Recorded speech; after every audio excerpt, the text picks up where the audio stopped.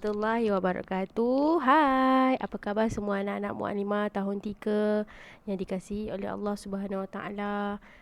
Bagaimana keadaan kamu pada hari ini? Muallimah doakan kamu sentiasa dalam keadaan sihat sejahtera, sihat walafiat dan kita sama-sama bersemangat untuk meneruskan PDPR pada hari ini.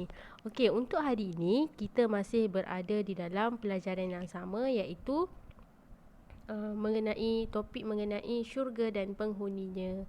Cuma subtopik saja yang berubah dari minggu ke minggu.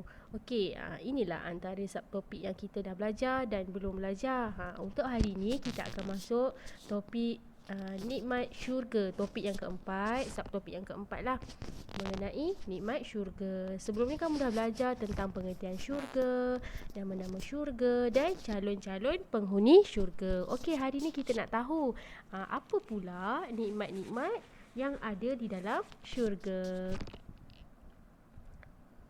Okey, jom kita sama-sama tengok apakah nikmat yang ada di dalam syurga.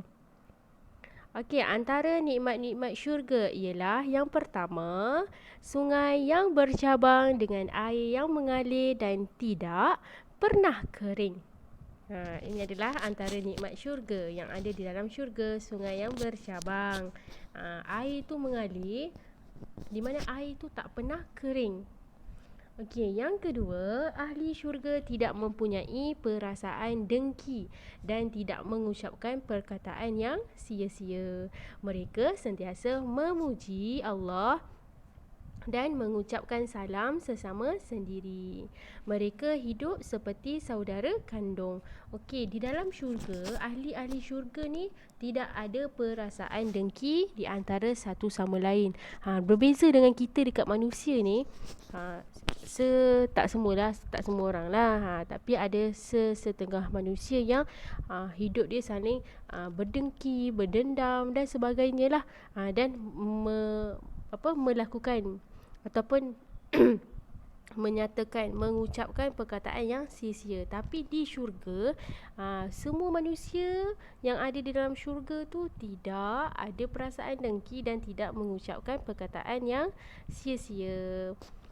Okey, mereka sentiasa memuji Allah dan mengucapkan salam sesama sendiri.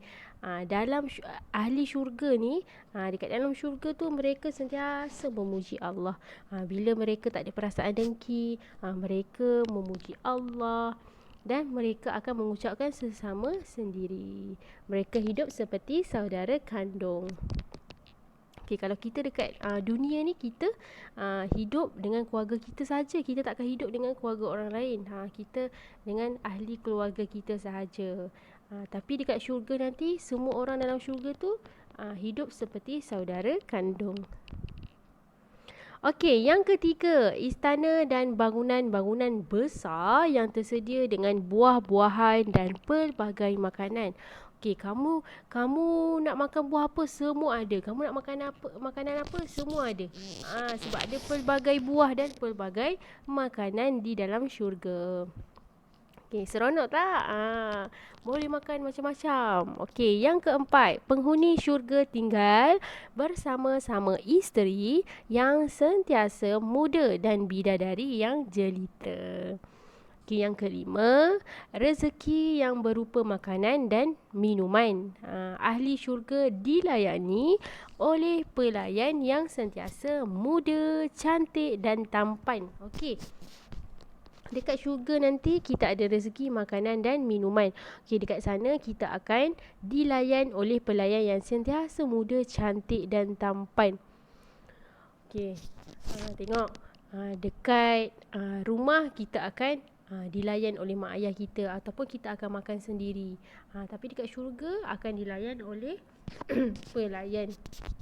Kalau macam dekat kedai, kalau kita pergi kedai makan kan, ada pelayan. Tapi pelayan tu ambil order, hantar order, itu je. Tapi dekat syurga nanti, dia akan layan kita makan.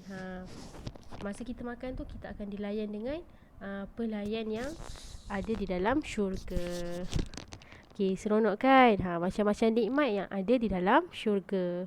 Okey, yang keenam, makanan dan minuman itu dihidangkan dalam piring dan gelas yang dibuat daripada emas dan perak asli. Bukan pinggan plastik ke, bukan cawan plastik ke. Piring dengan gelas ni dibuat daripada emas dan perak asli. Bukan yang macam kita dekat dunia ni lah makan guna cawan kaca ataupun pinggan kaca dan sebagainya. Okey, seterusnya, tempat tinggal yang disediakan terdiri daripada bilik-bilik, gedung yang tinggi dan luas dan mengalir di bawahnya sungai-sungai. Okey, bila kita duduk di bahagian atas, bawah kita ada sungai, kita akan rasa tenang sangat. Seronok kan? Nikmat-nikmat syurga ni banyak. Ni antara yang adalah nikmat-nikmat syurga yang boleh dikongsikan kepada kamu dalam banyak lagi sebenarnya, tapi antaranya inilah. Okey. Seronok tak nak masuk syurga tak? Okey. InsyaAllah kita sama-sama perbaiki diri kita, muhasabah diri kita. Kita sentiasa melakukan perkara-perkara yang Allah suka, yang memperbanyakkan amalan soleh kita, yang boleh amalan soleh kita tu akan membantu kita untuk masuk ke syurga. Sebab kita nak semua nikmat-nikmat ni. Biar kita tamak untuk syurga, jangan tamak untuk dunia. Okey? Ni akhirat. Biar kita tamak untuk akhirat. Sebab nak masuk syurga ni senang sahaja, tapi bergantung kepada diri kita juga, perbuatan kita, amalan kita yang kita lakukan. Okey, sama-sama kita merebut syurga.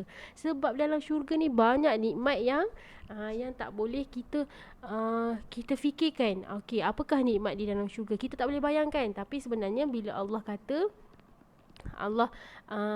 kata nikmat syurga ni ada, sebenarnya bila kita belajar kita tahu nikmat syurga tu, kita boleh bayangkan. Mula kita tak tahu, lepas tu kita dah tahu. Okey, ni antara nikmat-nikmat syurga. Jadinya bila kita dah tahu, kita pun rasa seronok nak masuk dalam syurga. Kita tak nak masuk neraka. Sebab dalam neraka kita tak tahu pula keadaan dia nanti. Tapi nanti kita akan belajar jugalah topik neraka, mengenai neraka. Jadi kita dah boleh buat pilihan sama ada kita nak masuk syurga ke ataupun neraka.